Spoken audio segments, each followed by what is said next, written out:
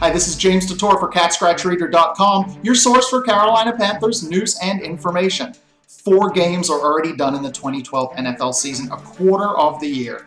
It's flown by, but today we're going to be looking at some players who need to step up and ones that have performed well over the last 4 weeks. Your offensive MVP for the Panthers is quarterback Cam Newton.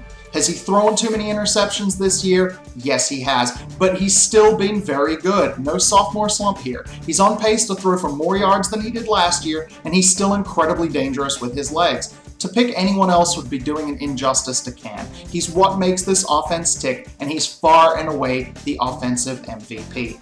Over on the other side of the ball, it has to go to the big defensive end, big money, Charles Johnson. He's everything to the Panthers pass rush this year, and his 3.5 sacks against Atlanta show just a little bit of what his ability is.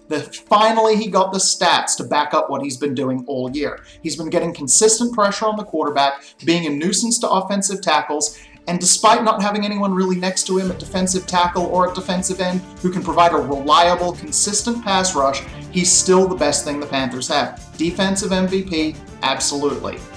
Your rookie standout, everyone thought by now would be first-round pick Luke Kuechly. And Kuechly has been good, especially over the last couple of weeks, but it's 4th-round pick. Rookie defensive end Frank Alexander, who's really separated himself from the rest of the class. He has 2.5 sacks so far on the year, and he's barely played any snaps. He's had less snaps than anybody else on the defensive line, but it doesn't matter. Every time the Panthers put him in the game, he makes an impact. It might be too early to say he should start, but he's making serious headway to start across from Charles Johnson in the future.